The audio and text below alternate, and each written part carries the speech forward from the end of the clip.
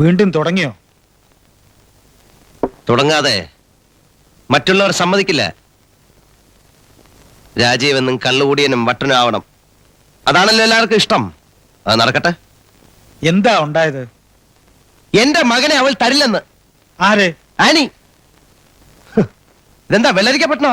ഇവിടെ നീതി ന്യായമൊന്നുമില്ലേ? അവളത് തമാശ പറഞ്ഞതാവും. തമാശ?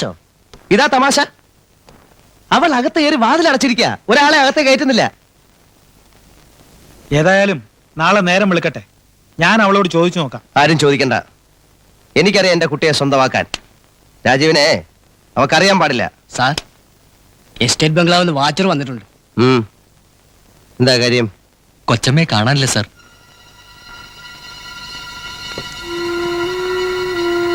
ഏത് കൊച്ചമ്മ? ആനി കൊച്ചമ്മ. പിന്നിലത്തെ വാതിൽ തുറന്നു കിടപ്പുണ്ട്.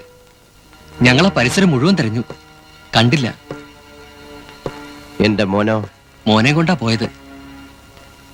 ചതിയാ ഇത്, ചതിയാ. അവൾ എന്റെ കുഞ്ഞിനെ കൊണ്ട് രക്ഷപ്പെട്ടു. അതെ സാർ. തന്നെ പിന്നെ എന്തിനാണോ വാച്ചായിട്ട് നിർത്തിയിരിക്കുന്നത്? എന്താ ഇനി ഇത്? എന്റെ മോനെ ഞാൻ കൊടുക്കില്ല. ഇവനെ ഉപേക്ഷിക്കാൻ എനിക്ക് വയ്യ. കർത്താവേ, എന്താ ഇതൊക്കെ? പിന്നെ ഈ കുഞ്ഞിനെ ആര് വളർത്തും? ഞാൻ വളർത്തും. എന്റെ മോനെ ഞാൻ വളർത്തും. ദാസ്, എന്തെങ്കിലും ഒന്ന് പറയൂ. ഞാൻ എന്ത് ചെയ്യണം? ആനി പറയൂ. എന്നെ ധർമ്മസങ്കടത്തിലാക്കരുത്. ദാസിന് എന്നെ മനസ്സിലാവും, മറ്റാരെക്കാളും. ആനി അകത്തേക്ക് പോകൂ, നമുക്ക് സംസാരിക്കാം.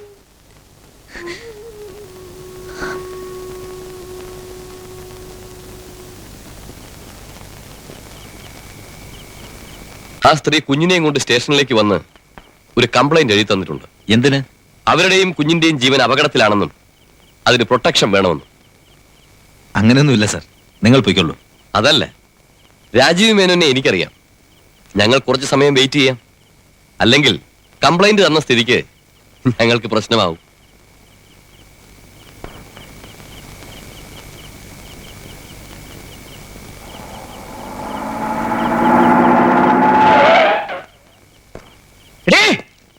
എന്റെ മോനെ കൊണ്ട് ഇറങ്ങി പാടി, ഇല്ലെങ്കിൽ എല്ലാത്തിനും ഞാൻ ചുട്ട് ചാമ്പലാക്കും. രാജീവ് മേനോൻ, നിങ്ങളോടൊന്ന് ബഹളം ഉണ്ടാക്കരുത്. അത് ശരി, പോലീസ് പ്രൊട്ടക്ഷൻ ഉണ്ടല്ലേ? എന്റെ മോനെ കൊണ്ട് അവൾ കടന്നു കളഞ്ഞത്. അവർക്ക് നിങ്ങൾ പ്രൊട്ടക്ഷൻ കൊടുക്കുന്നത് ശരിയാണോ? നിങ്ങൾ പോകാനാ പറഞ്ഞത്, ഇവിടെ ബഹളം വെക്കരുതെന്ന്. പോലീസ് എനിക്ക് പുല്ലാണോ? നിങ്ങൾക്ക് ബലം പ്രയോഗിക്കേണ്ടി വരും. മോനെ എനിക്ക് വേണം. കോൺസ്റ്റബിൾ, മാറാ. മാറാനാ പറഞ്ഞത്. എനിക്ക് എന്റെ മോനെ വേണം. എനിക്ക് എന്റെ മോനെ വേണം. എനിക്ക് എന്റെ മോനെ വേണം. ആരെന്നെ സഹായിക്കണ്ട. ഒന്നും ഞാൻ എന്റെ മോനെ കൊണ്ടുപോകും, അല്ലെങ്കിൽ ഞാനും കിടന്ന് ചാകും. രാജീവ്, നമുക്ക് സമാധാനമായിട്ട് സംസാരിക്കാം. താനൊന്നും പറയണ്ട. നിങ്ങളൊക്കെ കൂടെ എന്നെ ചതിച്ച് മാറാം. എടാ പട്ടി, എന്റെ പണം കൊണ്ടാടാ നിന്റെ ജീവൻ തിരിച്ചു കിട്ടിയത്. ദാസ്, എടീ, എന്നെ ചതിക്കണമെന്നുണ്ടായിരുന്നെങ്കിൽ നിനക്ക് അവൻ ജനിക്കുന്നതിന് മുമ്പ് നശിപ്പിച്ചു കളയാൻ പാടില്ലായിരുന്നോടി. ഞാൻ അവനെ കണ്ടു വല്ലാതെ മോഹിച്ചു പോയി. എനിക്ക് എന്റെ കുഞ്ഞിനെ വേണം. ഞാൻ അവനെ കണ്ടു മോഹിച്ചു പോയി. എനിക്ക് എന്റെ കുഞ്ഞിനെ വേണം. ഞാൻ വല്ലാതെ മോഹിച്ചു പോയി. ഞാൻ അവനെ കണ്ടു മോഹിച്ചു പോയി. എനിക്ക് എന്റെ കുഞ്ഞിനെ വേണം.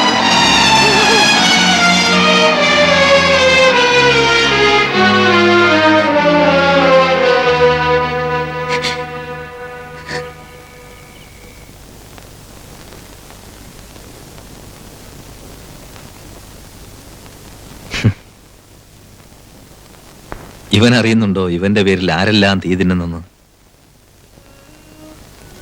നീ കാണിച്ചത് നീതികേടല്ലേ ആനി? ഈ കുഞ്ഞിന്റെ പേരിൽ അയാൾ എത്ര മോഹിച്ചു കാണും.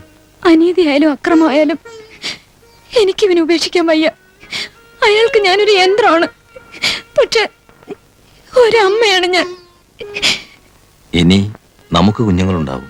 അതുകൊണ്ട് എന്റെ വയറ്റിൽ ആദ്യമായി കുരുത്ത ഇവൻ എന്റെ മകനല്ലാതാവൂ? തെറ്റുപറ്റിയത് എനിക്കാണ്. ഈ ഒരു രണ്ടാം ജന്മം എനിക്ക് വേണ്ടിയിരുന്നില്ല. ഇതിന് ഞാൻ കൊടുത്ത വില. ദാസ്, അതെ ആനി, ദാസ് ഒരു ഭർത്താവ് കൂടിയാണ്. ജീവിച്ചിരിക്കെ സ്വന്തം ഭാര്യ മറ്റൊരുവന്റെ ഗർഭം പേറുന്നതിന് സാക്ഷി നിൽക്കേണ്ട ഗതികേടിലായ ഭർത്താവ്. ആത്മാഭിമാനം അന്നേ പണയപ്പെട്ടു. പരിഹാസം കേട്ട് ചെവി തഴമ്പിച്ചു. നാട്ടുകാരുടെ മുന്നിൽ ചന്ദ്രദാസ് ഇന്ന് ആരാണെന്നറിയൂ? ഭാര്യയെ കണ്ടവന്റെ വെപ്പാട്ടിയാക്കി വിട്ട് അതുകൊണ്ട് ശാപ്പാടടിക്കുന്ന മാന്യൻ. എന്റെ ഗതികേടിന്റെ സാക്ഷ്യപത്രം പോലെ ഈ വിഴുപ്പ് എന്റെ ജീവിതം മുഴുവൻ നമ്മോടത്തുണ്ടാകുന്നത് എനിക്ക് സഹിക്കാൻ പറ്റില്ല. എങ്കിൽ ദാസൻ എന്നെ ഉപേക്ഷിക്കാം.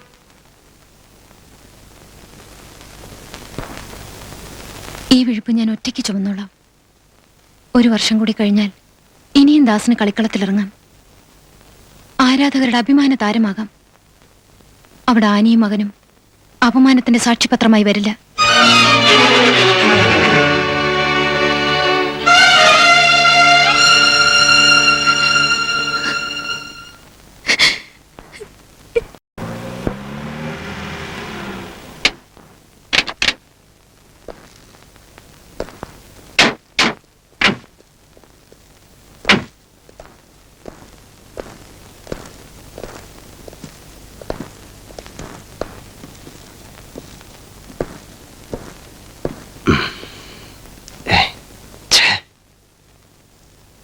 രാജീവ് സമാധാനമായിരിക്കെ നമുക്ക് എന്തെങ്കിലും ഒരു വഴി ഉണ്ടാക്കാം.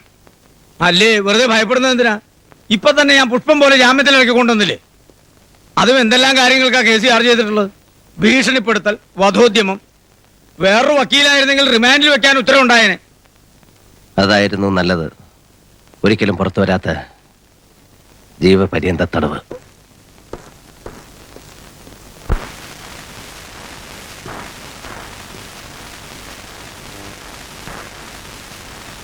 വക്കീലേ, കുഞ്ഞിനെ നമുക്ക് തിരിച്ചു കിട്ടുമോ? കിട്ടണമല്ലോ. കോംപ്ലിക്കേറ്റഡ് ആയിരിക്കും കേസ്. നമുക്ക് 2 പോയിന്റ് വെച്ച് ആർഗ്യ ചെയ്യാം. ഒന്ന്, ബ്രീച്ച് ഓഫ് കോൺട്രാക്ട്, ഉടമ്പടിക്ക് വിരുദ്ധമായി പ്രവർത്തിച്ചതിന്. പിന്നെ ചീറ്റിംഗ്, വിശ്വാസവഞ്ചന. ലീഗലായിട്ട് കുഞ്ഞിനെ നമുക്ക് അവകാശപ്പെട്ടുകൂടെ? അതല്ലേ കോൺട്രാക്ട്. ഈ കോൺട്രാക്ടിന്റെ ബലമാണ് നമ്മുടെ ബലം. അന്ന് ഇത് എഴുതിയത് എന്റെ ഒറ്റൊരാളുടെ നിർബന്ധമാണ്. ഇല്ലെങ്കിലോ? ഈ ഗോവിന്ദൻ വക്കീലിനെ കോന്തം വക്കീലെന്ന് ചില എരപ്പാളികളെ പറയൂ. ബുദ്ധിയുള്ളവർ പറയില്ല. എന്തു പറയുന്നു? അതിപ്പോ കേസ് കഴിഞ്ഞിട്ട് പറയാം. ആ ആ നിങ്ങളും വരണം കോടതിയിൽ സാക്ഷിയായിട്ട്. അങ്ങനെ വസ്തുനിഷ്ഠവും സത്യസന്ധവുമായി ഉഭയകക്ഷി സമ്മതപ്രകാരം എഴുതി ഉണ്ടാക്കിയ ഈ കരാർ ലംഘിച്ചുകൊണ്ടാണ് 2ാം കക്ഷി ഇപ്പോൾ കുഞ്ഞിനെ കസ്റ്റഡിയിൽ വെച്ചുകൊണ്ടിരിക്കുന്നത്. That is breach of contract under section 406 of the Indian contract act. 2 ലക്ഷം രൂപ റൊക്കമായി കൈപ്പറ്റുകയും വാക്കാലും രേഖയാലും 2ാം കക്ഷി സമ്മതിച്ചിട്ടുള്ള എല്ലാ വ്യവസ്ഥകളും നിഷേധിക്കുകയും ചെയ്യുന്നത് വിശ്വാസവഞ്ചനയാണ്, cheating. Section 420 of the IPC. സാധുവും സത്യസന്ധനുമായ എന്റെ കക്ഷിക്ക് കുഞ്ഞിനെ തിരിച്ചു കിട്ടാൻ വേണ്ട മേൽ നടപടികൾ കൈക്കൊള്ളാൻ ബഹുമാനപ്പെട്ട കോടതിയോട് വളരെ താഴ്മയായി അപേക്ഷിക്കുന്നു. That's all your honour.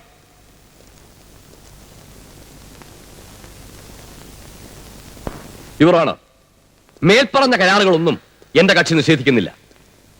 എന്നാൽ ആർട്ടിഫിഷ്യൽ ഇൻസെമിനേഷൻ എന്ന വൈദ്യശാസ്ത്ര രീതിക്കും അതിനുവേണ്ടി 1ാം കക്ഷി ചെയ്തതുപോലുള്ള നടപടികൾക്കും ഇന്ത്യയിൽ നിയമസാധുതയില്ല. അതുകൊണ്ട് തന്നെ നിയമങ്ങൾക്കതീതമായ ഈ കോൺട്രാക്ട് നിലനിൽക്കത്തക്കതല്ല. It is an illegal contract. എന്റെ കക്ഷി വിവാഹിതയാണ്. ഭർത്താവ് ഇപ്പോഴും ജീവിച്ചിരിക്കുന്നുണ്ട്. അതുകൊണ്ട് നിയമപരമായി ഈ കുട്ടിയുടെ പിതൃത്വം എന്റെ കക്ഷിയുടെ ഭർത്താവിനാണ്. Marriage certificate is produced. So I request your honour to set aside the contract. That's all, Your Honor. Thank you.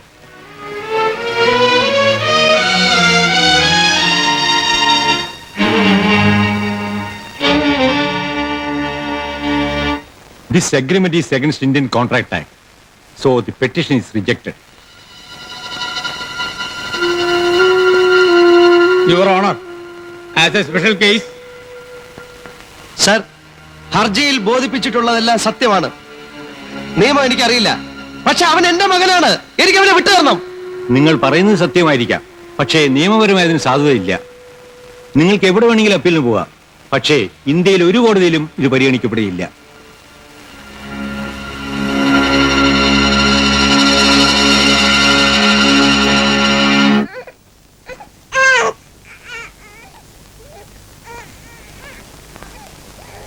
എന്താ ആലോചിക്കുന്നത്? രാജീവിനെ കുറിച്ച് ഓർക്കായിരുന്നു. കോൺട്രാക്ട് ഇല്ലീഗലാണെന്ന് കോടതി പറഞ്ഞ നിമിഷം അയാൾ ആകെ തകർന്നുപോയി. ദൈവം എന്റെ കൂടെയാണ്. എങ്കിൽ ദൈവം നീതിമാനല്ല. ദാസൻ ഇപ്പോഴും എന്റെ മനസ്സ് കാണാൻ കഴിയുന്നില്ലല്ലോ. എനിക്കറിയാം, പക്ഷേ ഞാൻ എല്ലാ മനസ്സുകളും കാണുന്നു. ദാസൻ എന്റെ മോനോട് വെറുപ്പാണ്. അതാണ് ദാസ് അയാൾക്ക് വേണ്ടി സംസാരിക്കുന്നത്. വെറുപ്പല്ല ആനി. ജീവിതം മുഴുവൻ നമുക്കൊരുമിച്ച് പങ്കുവെക്കാൻ ആഗ്രഹിച്ചവനാണ് ഞാൻ. ഇപ്പൊ നീ പറഞ്ഞില്ലേ എന്റെ മകൻ. ഇവൻ നിന്റെ മകനേ ആവുന്നുള്ളൂ, നമ്മുടെ മകനാവുന്നില്ല.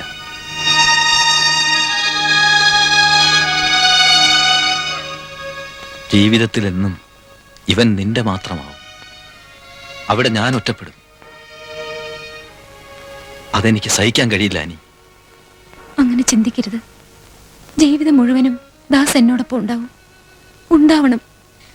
അതിനു വേണ്ടിയല്ലേ ലോകത്ത് ഒരു സ്ത്രീയും ചെയ്യാത്ത കാര്യം ഞാൻ ചെയ്തത്. ഈ കുഞ്ഞിനെ എങ്ങനെ സ്നേഹിച്ചു പോവെന്ന് എനിക്കറിയില്ലായിരുന്നു. വളർന്നു വരുമ്പോ അവൻ അവന്റെ അച്ഛനെ തേടി പോവില്ല എന്ന് പറയാൻ കഴിയൂ? ഇല്ല, എന്റെ മോൻ എന്നെ വിട്ടു പോവില്ല.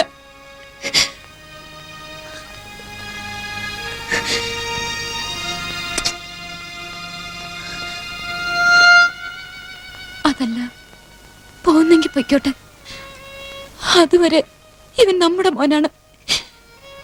എന്റെ ദാസാണ് അവന്റെ അച്ഛൻ. ഒരു മകനെ പോലെ അവനെ സ്നേഹിക്കില്ല ദാസ്. കരയല്ലേ ആനി, കരയരുത്.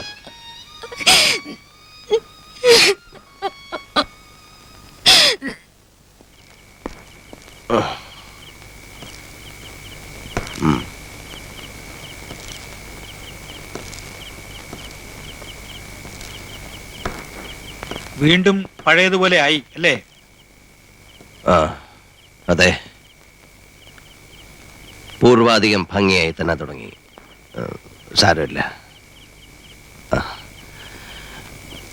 ഒരു കാര്യത്തിൽ അങ്കിൾ ഇനി സന്തോഷിക്കാം. അങ്കിള് പറയാറില്ലേ ഈ സ്വത്തുക്കൾ മുഴുവൻ അന്യാധീനപ്പെട്ടു പോകുമെന്ന്. ഇനി അത് പേടിക്കണ്ട. എന്റെ മകൻ അവനാണെല്ലാം. വരൂ, വന്ന് കിടക്കൂ. ഇത്ര നാളും വിശ്രമിക്കുകയായിരുന്നല്ലോ. ഒരു സ്വപ്നം കണ്ട് രസിച്ചങ്ങനെ കിടന്നു. 8-10 മാസം അത് പോയി. ഒരു തരത്തിൽ ഇങ്ങനെ സംഭവിച്ചത് നന്നായി. കാരണം അവൻ എന്നെ പോലെ ആവില്ലല്ലോ. എനിക്ക് കിട്ടാത്തതൊക്കെ അവന് കിട്ടും. നല്ലൊരമ്മ, താരാട്ട് കേട്ട് തലോടലേറ്റ് അവളെ സ്നേഹിക്കപ്പെട്ട് അവൻ വളരും. ദൂരെ നമുക്കത് കണ്ടൂടെങ്കിൽ. മോനെ, എന്തിനാ ഇങ്ങനെ സങ്കടപ്പെടുന്നത്? ഞാൻ സങ്കടപ്പെടുന്നില്ലല്ലോ. ഓ, എന്റെ കണ്ണുനീരല്ലേ? അത് എന്റെ സന്തോഷം കൊണ്ടായിരിക്കും. അതെ, സന്തോഷം കൊണ്ട്.